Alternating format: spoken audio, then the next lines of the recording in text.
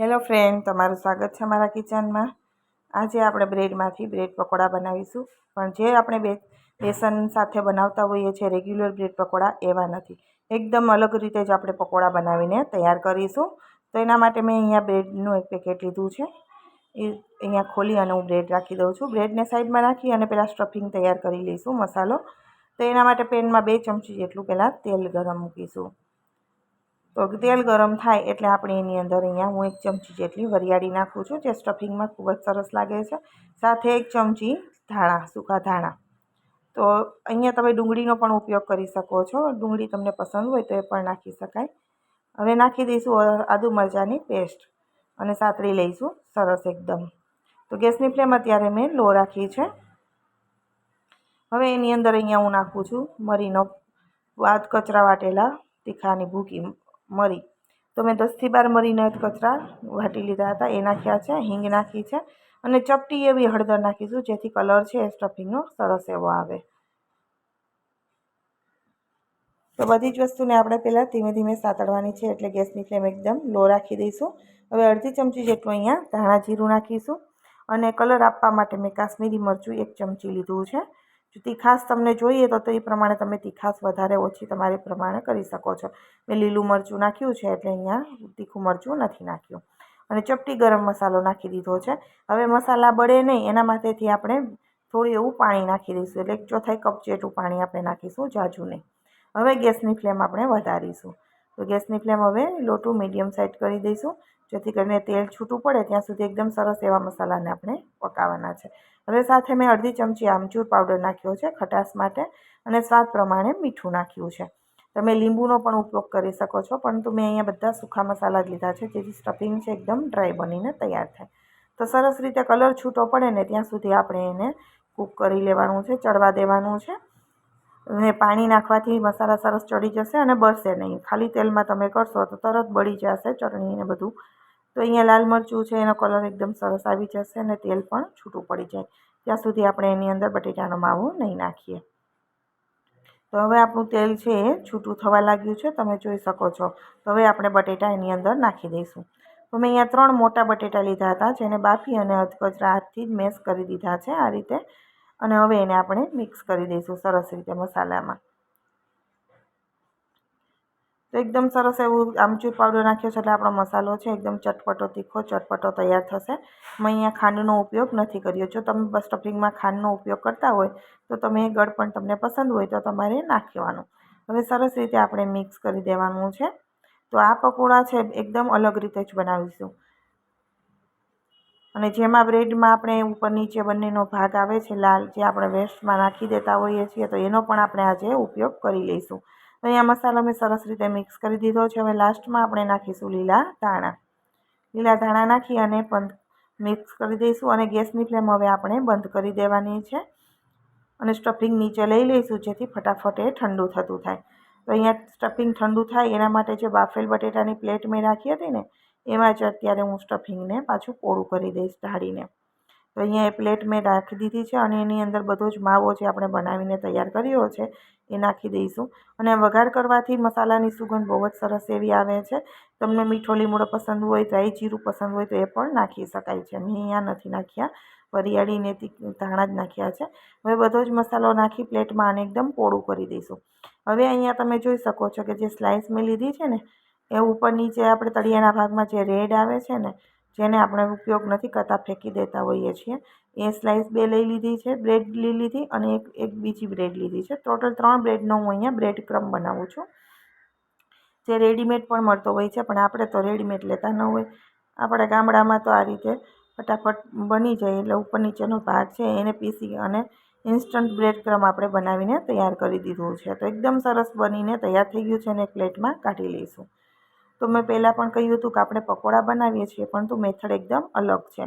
આ પકોડાને આપણે ચણાના લોટનો કે બેસનનો પણ ઉપયોગ નથી કરવાના અને પહેલાં પકોડાની જેમ તેલમાં ડીપ ફ્રાય પણ નથી કરવાના, ઓછા તેલમાં બનીને તૈયાર થઈ જશે। હવે બ્રેડ ક્રમ્બ તૈયાર થઈ ગયો છે, સાઈડમાં રાખી અને સ્લરી બનાવી લઈશું। તો એક મોટો બાઉલ લીધો છે બ્રેડ આપણી પલળે એટલો, એની સાથે મેં અહીંયા ઘઉંનો લોટ લીધો છે 3 ચમચી, તમે જુવારનો લોટ હોય તો એ પણ લઈ શકો છો। અને સાથે મેં અહીંયા 4 ચમચી જેટલો કોર્નફ્લોર લીધો છે. તો તમારી ચોઈસ પ્રમાણે તમે મેંદો તમને પસંદ હોય તો મેંદો, ઘઉં, જુવારનો લોટ પણ લઈ શકાય અને ચોખાનો પણ લઈ શકાય. સાથે મેં 4 ચમચી કોર્નફ્લોર લીધો છે. બધા જ લોટને આપણે એકદમ સરસ રીતે મિક્સ કરી દેવાનો છે, ઘઉંનો લોટ અને કોર્નફ્લોરને. ત્યાર પછી આપણે પાણી નાખી અને એની સ્લરી તૈયાર કરીશું. તો થોડું થોડું પાણી નાખતા જવાનું અને સ્લરી તૈયાર કરવાની છે. એકસાથે બધું જ પાણી નાખવાનું નથી, નહીંતર ગુઠળીઓ પડી જશે, કોઈ રીતે સેટ ન થાય. અને ચમચીની જગ્યાએ તમે વિસ્કરનો પણ ઉપયોગ કરી શકો છો. તમારી ચોઈસ પ્રમાણે તમે લઈ શકો છો. તો તમે થોડું પાણી નાખી અને બ્લેન્ડર પણ મારી શકો છો, પણ તો આ રીતે કરવાથી એકદમ સરસ બની જાય છે, બહાર નથી લાગતી. તો ચમચીની મદદથી જ મેં અહીંયા સ્લરી તૈયાર કરી દીધી છે, એકદમ પાતળી, બહુ જાડી પણ નહીં અને સાવ પાણી જેવી પણ નથી. તો હવે આપણે બ્રેડની સ્લાઇસ લઈ લઈશું અને એની ઉપર આપણે માવો સ્પ્રેડ કરી દઈશું. જે બટેટાનું આપણે મિશ્રણ તૈયાર કર્યું છે એ તો ઠંડુ પણ થઈ ગયું છે. તો સરસ રીતે આપણે ફેલાવી દેવાનું છે, સેન્ડવિચમાં આપણે પકોડામાં ફેલાવતા હોય એ જ રીતે. હવે તમે અહીંયા પનીર પણ ઉપર રાખી શકો છો અને ચીઝનો પણ ઉપયોગ કરી શકો છો તમારી ચોઈસ પ્રમાણે. તો અહીંયા મેં પનીર કે ચીઝનો કોઈ વસ્તુનો ઉપયોગ કર્યો નથી, પરંતુ તમને પસંદ હોય તો તમે કરી શકો, નહીં તો તમે આ રીતે બટેટા સાથે જ પણ બનાવી શકો છો. તો આખી બ્રેડમાં આપણે સરસ રીતે સ્પ્રેડ કરી દઈશું. ત્યાર પછી ઉપર બીજી સ્લાઇસ રાખી દઈશું બ્રેડની અને હલકા હાથે આપણે એને પ્રેસ કરવાનું છે, વધારે પડતું નહીં. હલકા હાથે આ રીતે પ્રેસ કરી અને કટિંગ કરી લઈશું ત્રિકોણમાં.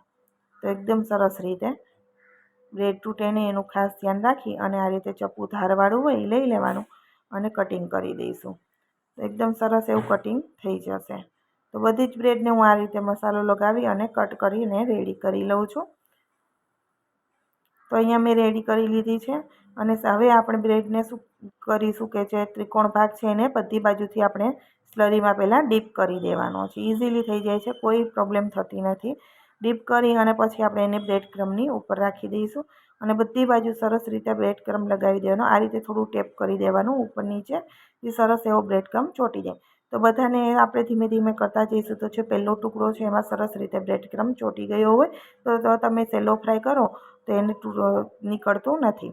તો હવે અહીંયા હું તળતી નથી, એકદમ ડીપ ફ્રાય ભજીયાની જેમ નથી કરતી.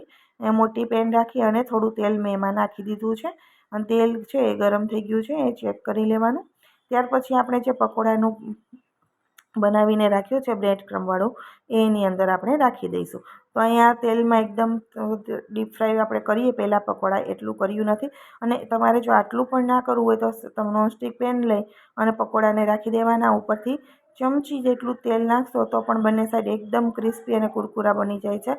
બહુ કોઈ ફરક ખાવામાં પણ લાગતો નથી. તો બંને રીતે સરસ બને છે. તમે કોઈ પણ રીતે સેલો ફ્રાય પણ કરી શકો છો, ડીપ ફ્રાય પણ કરી શકો અને એક જ ચમચી તેલમાં નોનસ્ટિક પેનમાં પણ તમે એને કરી શકો છો. તો અહીંયા હું થોડું થોડું તેલ ઉપર નીચે સાઈડમાં કરતી જાઉં છું, જેથી બધી બાજુ છે સાઈડો પણ સરસ રીતે લાલ થઈ જાય ત્યાં સુધી આપણે એને તળવાના છે. તો એકદમ સરસ પકોડાનો કલર હોય છે એ રીતે લાલ કલર આવી જાય ત્યાં સુધી આપણે એને સેલો ફ્રાય કરીશું. તો આ પકોડા એકદમ નવી રીતે, અલગ રીતે અને ખૂબ જ ક્રિસ્પી એવા તૈયાર થાય છે. તમે બનાવશો ને તો બેસન કરતાં આ પકોડા તમને વધારે સારા લાગશે. એવા સરસ બનીને તૈયાર થાય છે.